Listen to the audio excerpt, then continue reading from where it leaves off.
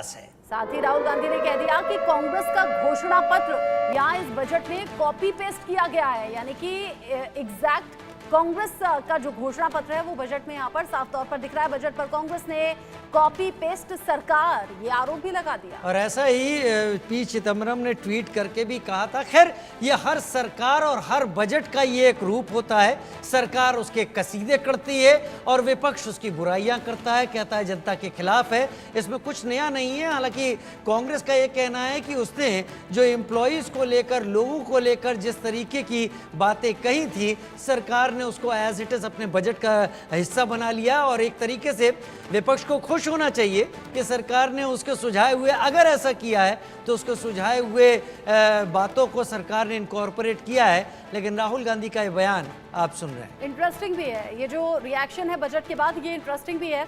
राहुल गांधी कह रहे हैं कि ये तो जो बजट है ये कांग्रेस का घोषणा पत्र सीधे सीधे कॉपी पेस्ट कर दिया गया है और ये कुर्सी बचाओ बजट है।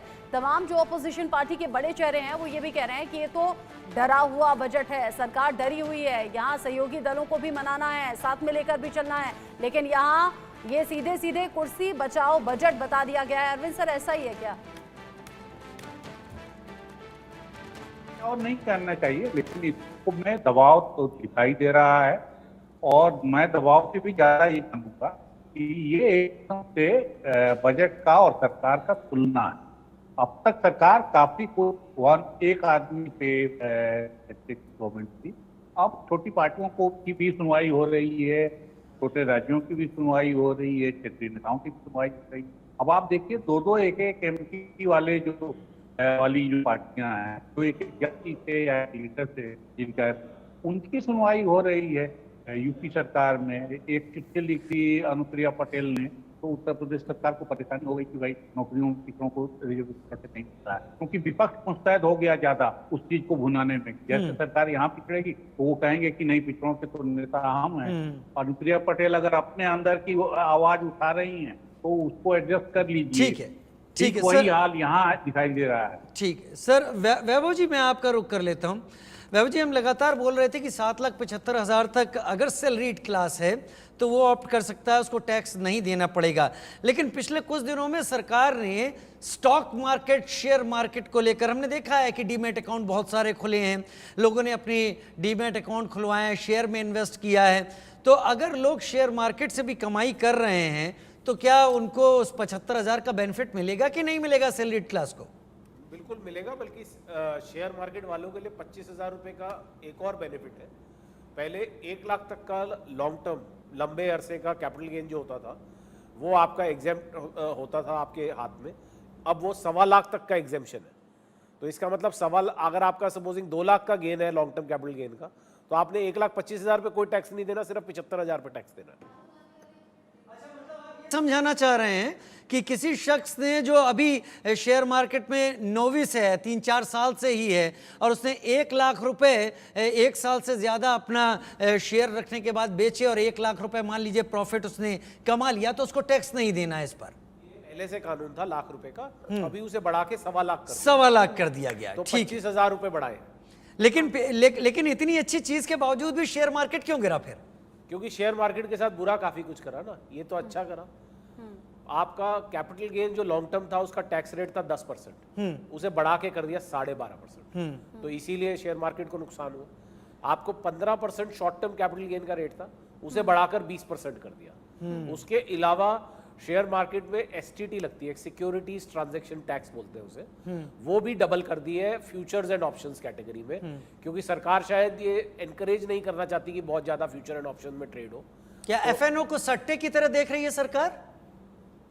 पूरी तरह तो नहीं कह सकते, बट हाँ, एफएनओ में कुछ लोगों को वो चाहती नहीं कि बहुत ज्यादा उसमें आर्बिट्राज हो या बहुत ज्यादा एल्गो ट्रेडिंग हो, बिकॉज एल्गोरिथमिक ट्रेडिंग को प्राइमरली रोकता है एसटीटी। नॉर्मल कंज्यूमर को बहुत ज्यादा फर्क नहीं पड़ता, 0.1 हो या 0.2 हो, क्या फर्क पड़ता है। एक सौदा करना है महीने में, 2 महीने में।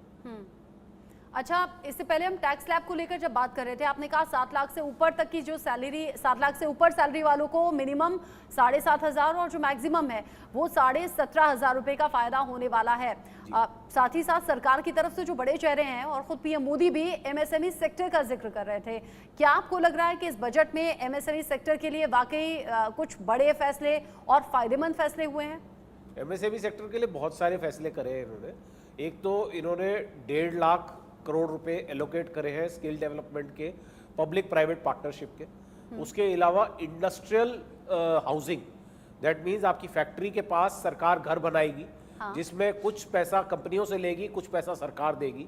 तो उससे सरकार, जो फैक्ट्रियों में काम करने वाले वर्कर्स हैं, उन्हें घर मिलेंगे, घर किराए पे होंगे, घर की ओनरशिप नहीं मिलेगी उन्हें। उसके अलावा ई कॉमर्स कंपनियां, जो भी हम स्नैपडील, फ्लिपकार्ट, अमेजन या इस तरीके की और भी कंपनियों से हम काम करते हैं, उन सब के ऊपर आपको भी टीसीएस कटता है 1% से, अगर आप बिजनेसमैन हैं, और वो रिड्यूस करके 0.1% कर दिया। यानी कि बहुत आपको वर्किंग कैपिटल में, जो आपकी आमतौर पे बिजनेस की राशि है, उसमें बहुत बड़ी राहत है।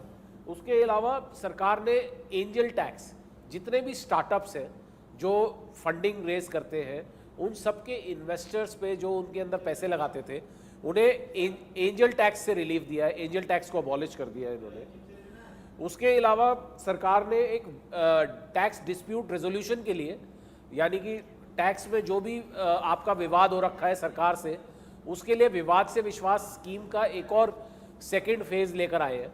तो आई थिंक सरकार ने बहुत कुछ करा। इसके अलावा इंपोर्ट एक्सपोर्ट में जो लोग काम करते हैं, उनके लिए सरकार ने बोला है कि अगर आपने किसी को बाहर निर्यात करा है, तो आप पहले 3 साल तक उसको वारंटी के अंदर इंपोर्ट कर सकते थे विदाउट कस्टम ड्यूटी, उसे बढ़ाकर 5 साल कर दिया है।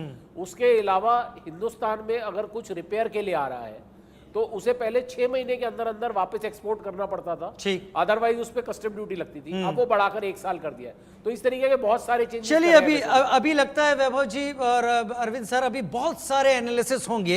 इस बजट की कॉपी अब सब तक पहुंच चुकी है और बहुत सारी चीजें देखी जाएंगी कि फ्यूचर में या अगले 1 साल में भारत को कहां ले जाती हैं। $5 ट्रिलियन की इकोनॉमी बनाने की कोशिश है सरकार की, उसके लिए कितना बड़ा बूस्ट होता है, इस पर बहुत कुछ एनालिसिस होगा। फिलहाल के लिए अरविंद सर और वैभव जी, आपका बहुत शुक्रिया, आप अपने कीमती समय के साथ हमारे साथ जुड़े।